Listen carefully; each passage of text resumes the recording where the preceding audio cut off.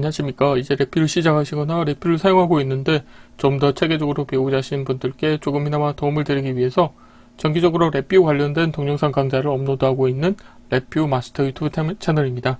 이번 시간에는 랩뷰 프로그램을 이용해서 클러스터를 원소로 갖고 있는 배열을 만드는 두 번째 강의를 진행하도록 하겠습니다.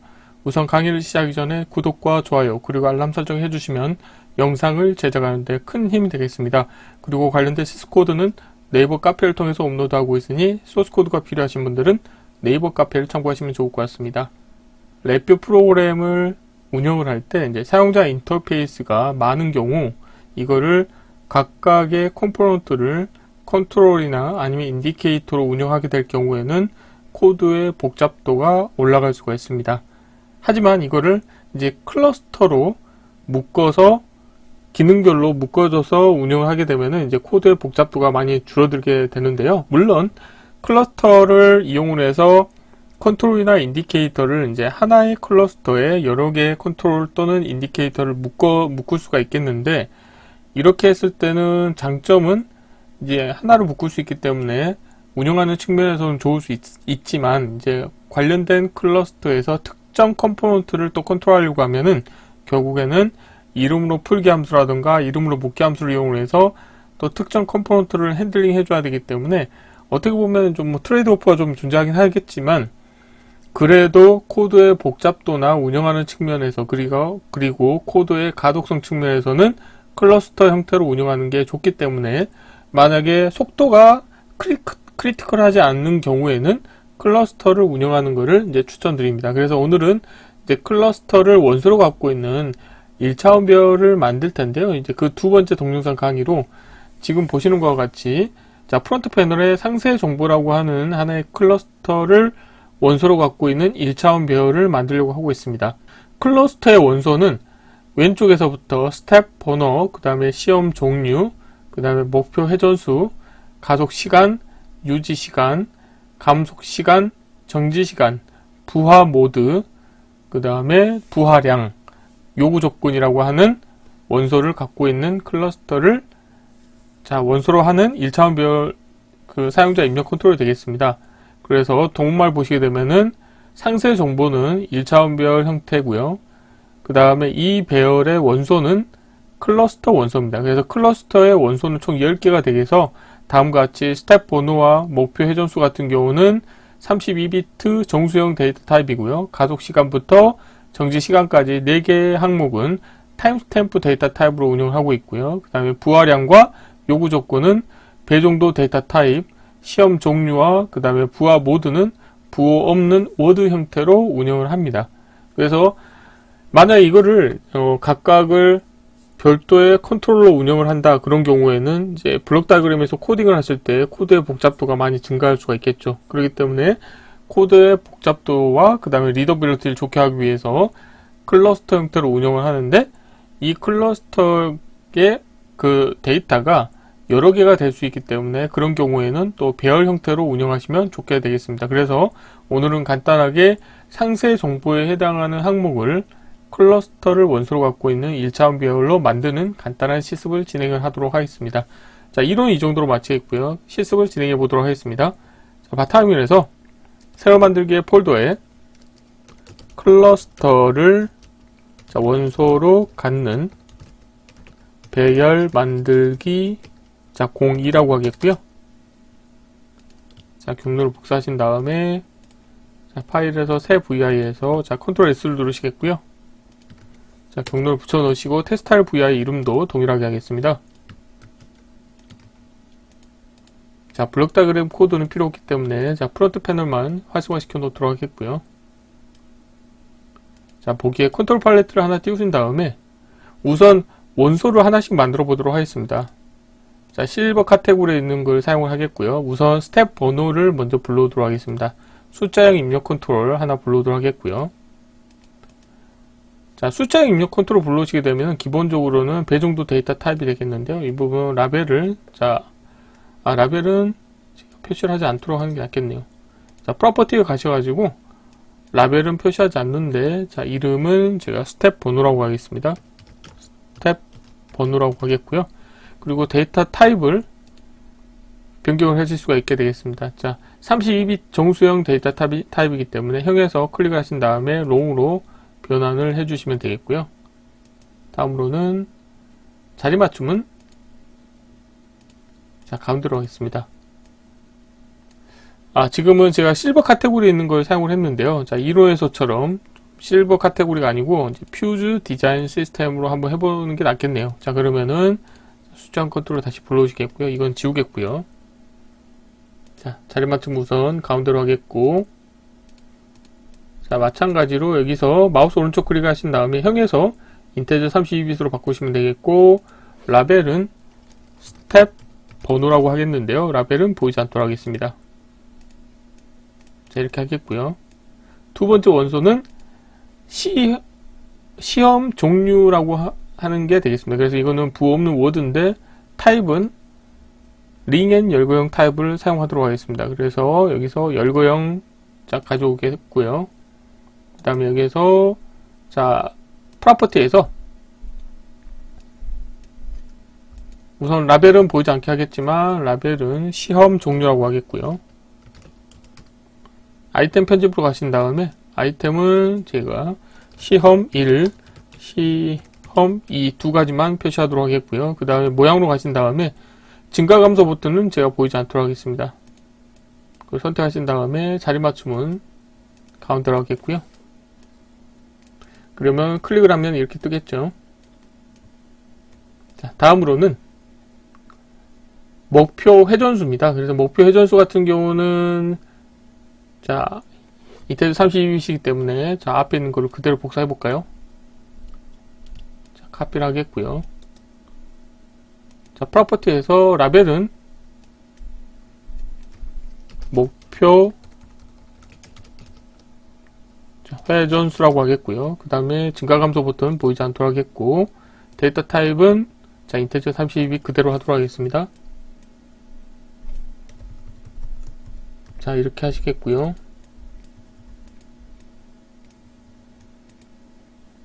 그 옆에는 가속 시간이 되겠습니다. 그래서 가속 시간은 타임스탬프 데이터 타입이기 때문에 자, 숫자형 카테고리에 가보시게 되면은 자, 타임스탬프 컨트롤이 있고요. 자, 불러오시겠고, 자, 여기에서 프로퍼티로 가신 다음에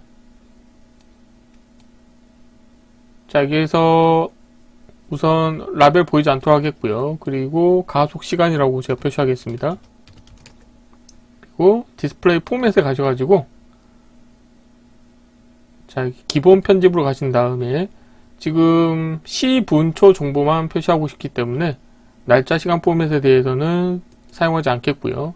시스템 시간 포맷에 대해서는 사용자 시간 포맷을 선택하신 다음에 시분초 포맷으로 표시하도록 하겠습니다. 그리고 자 마우스 오른쪽 클릭하신 다음에 보이는 아이템에서 자 시간 날짜 탐색 버튼 보이지 않도록 하겠고, 그 다음에 자 증가 감소 버튼도 보이지 않도록 하겠습니다. 그리고 자리 맞춤은 가운데로 하겠고요. 그리고 선택하신 다음에 한 가지 또 빠뜨린 게 있는데요. 자, 디스플레이 포맷에 가신 다음에 지금 자, 이 부분을 AMPM으로 표시하지 않고 자, 이렇게 24시간으로 표시하도록 하겠습니다. 자, 이렇게 하시게 되면은 자, 1호에서 보셨던 거하고 동일한 형태로 자, 만드실 수가 있게 되겠고요. 자, 이렇게 하고 자, 유지 시간, 감속 시간, 정지 시간은 똑같은 포맷이기 때문에 이거를 그대로 하나, 둘, 세 개를 복사하도록 하겠습니다. 그래서 얼라인을 좀 맞추겠고요. 자, 라벨을 자, 두 번째 항목은 자, 유지 시간이 되겠죠. 그래서 자, 유지 시간으로 하겠고요. 자, 세 번째 같은 경우는 이제 감속 시간이 되겠죠. 감속 시간으로 하겠고요. 자, 네 번째 같은 경우는 정지 시간이 되겠습니다. 프로퍼티에서 정지 시간으로 하겠고요. 다음은 부하 모드가 되겠습니다. 그래서 부하 모드도 어떻게 보면은 여기 시험 모드 종류하고 또 동일하죠. 그렇기 때문에 이걸 그대로 복사하신 다음에 자, 프로퍼티로 가셔가지고 라벨은 부하 모드라고 하겠고요. 다음은 아이템 편집에서는 시험 1이 아니고요. 자, 모드 1, 그 다음에 모드 2라고 하겠습니다. 자, 그리고 부하량과 요구 조건이 남아있죠. 근데 부하량과 요구 조건은 배정도 데이터 타입이기 때문에, 자, 이 부분을, 자, 이거를 카피해 볼까요? 자, 카피하신 다음에, 자, 프로퍼티로 가셔가지고, 라벨은 부하량이라고 하겠고요. 데이터 타입은 배정도 데이터 타입이기 때문에, 자, dbl로 바꿔주도록 하겠고요. 이걸 그대로 하나 또 복사하신 다음에, 프로퍼티에서, 자, 라벨을 요구 조건이라고 하겠습니다. 자, 이렇게 하시게 되면 원소가 하나, 둘, 셋, 넷, 다섯, 여섯, 일곱, 여덟, 아홉, 10개의 원소가 됐죠. 자, 그러면 이거를 지금 하나의 클러스터로 만들어야 되기 때문에 클러스터를 만들기 위해서 데이터 컨테이너로 가신 다음에 클러스터 상수를 하나 불러오도록 하겠고요. 사이즈를 키우신 다음에 자, 10개 아이템을 선택하시겠고 이거를 자, 클러스터 안에 넣어두고요. 테두리 누르신 다음에 자동 크기 조정을 해서 크기에 맞게 조정하시게 되면은 다음과 같은 형태로 운영을 하실 수가 있게 되겠고, 자, 여기서 라벨은 상세 정보 동일하게 하겠습니다. 그런데 클러스터의 라벨은 제가 보이지 않도록 하겠고요. 자, 이렇게 만드시게 되면은 블록 다이어그램 가보시게 되면은 원소가 10개이긴 하지만 이게 하나의 입력 컨트롤로 표현이 되기 때문에 이제 코드의 복잡도가 개선이 되는 것을 확인하실 수가 있죠. 뿐만 아니라 이런 클러스터가 여러 개가 있을 수가 있기 때문에 이거를 배열 형태로 만들기 위해서 자, 컨트롤에서 지금 보면은 데이터 컨테이너에 배열이 있고요. 배열 하나 불러오시겠고, 자, 사이즈를 좀 키우신 다음에 배열의 원소로 관련된 클러스터를 넣어줍니다. 자, 이렇게 하시게 되면은 여러 개를 만드실 수가 있게 되겠고요. 그런데 자, 이론에서 보셨던 것과 같은 형태로 보여주기 위해서 프로퍼티로 가신 다음에 라벨은 상세 정보라고 하겠고요. 자, 그 다음에 인덱스 디스플레이는 하지 않도록 하겠습니다. 자, 이렇게 하시게 되면은 이론에서 보셨던 거하고 동일한 형태로 운영하실 수가 있게 되겠고요. 예를 들어서 값을 인가를 하고 싶다. 아, 그런데 지금 보니까 자, 헬프를 좀 봐야 되겠네요.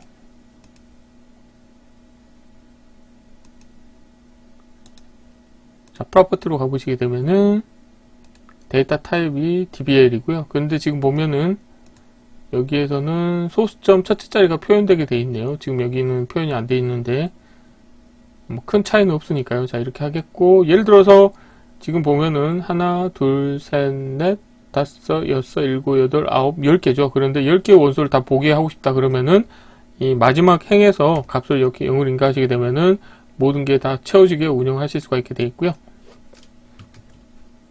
자, 파워포인트는 보이지 않도록 하겠고, 예를 들어서 이제 클러스터를 이렇게 만들었는데 여기에서 특정 원소를 내가 뭐 참조하고 싶다 그러신 경우에는 이제 클러스터의 이제 단점이, 자, 여기에서 원소를 뽑아내려고 하면은 자, 함수 팔레트에서 클러스터 클래스 앤 베리언트에 가셔서 이름으로 풀기 함수를 사용하셔가지고, 자, 그런데 지금 보면은 이게 이제 배열이기 때문에 이제 포르프를 하나 운영하셔야 됩니다. 그래서 포르프를 이용을 해서 자, 포르프의 입력으로, 자, 포르프의 입력으로 1차원 배열을 인가하게 되면은 오토 인덱싱 기능이 활성화가 돼서 다음과 같이 내가 원하는 원소를 이런 식으로 해서 뽑아내실 수가 있습니다.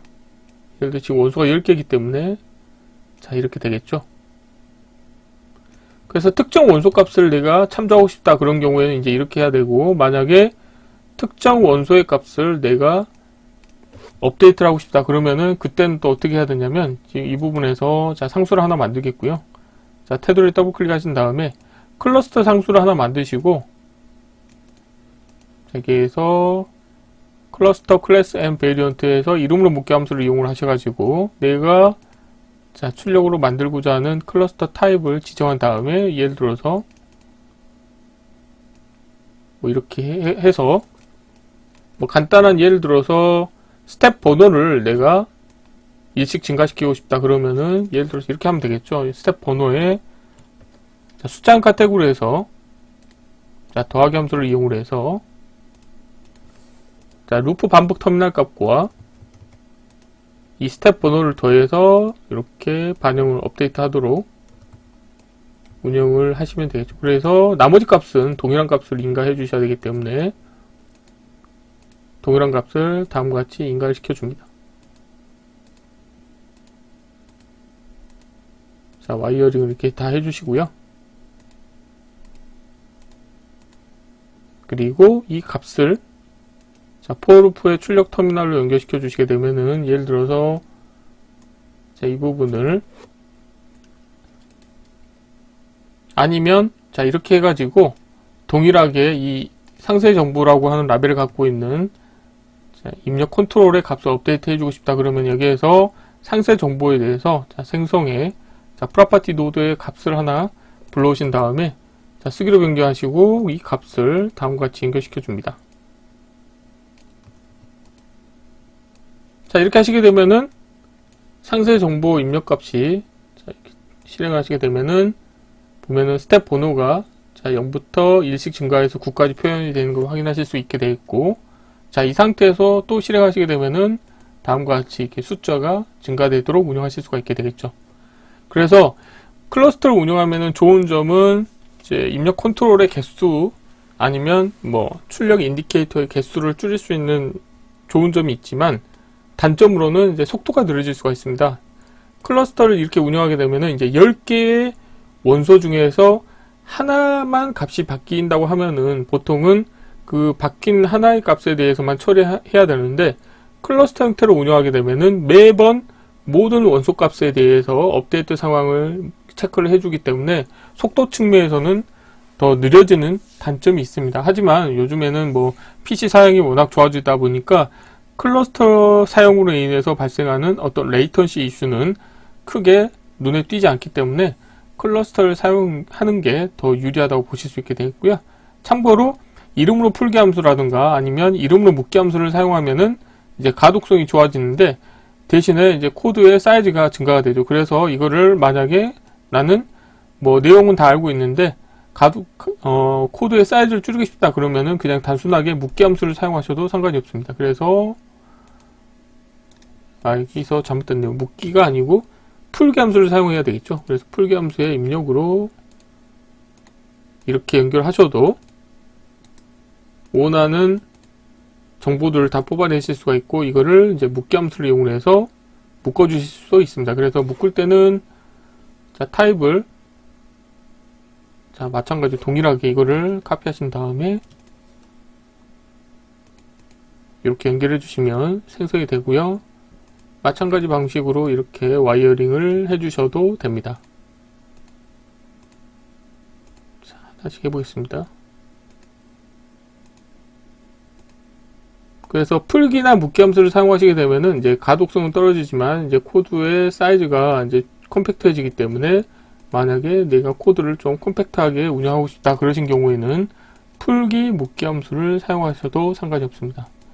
라벨 보이고 하겠고, 그래서 이 값을 마찬가지로 포루프의 출력 터미널에 연결시켜 주시면 되겠고요. 여기에서 이걸 그대로 복사하신 다음에 이렇게 하셔도 되겠죠. 앞에는 위에서 묶은 자, 클러스터 원소를 갖고 있는 1차원 배열을 인가해 주시고 이렇게 하실 수가 있게 되겠죠. 그래서 자, 포루프 사이즈를 좀 줄이겠고요. 자, 실행하시게 되면은 자, 항상 동일한 결과값이 나오게 운영하실 수가 있게 되겠습니다. 그래서 이번 시간은 간단하게 랩뷰 프로그램을 이용해서 클러스터, 즉 클러스터의 원소가 총 10개인데 이 10개의 원소를 갖고 있는 클러스터를 원소로 하는 1차원 배열 입력 컨트롤을 만들고 이 입력 컨트롤의 원소를 핸들링하는 간단한 방법을 실습해 보았습니다. 이번 강좌는 이상 마치겠습니다. 감사합니다.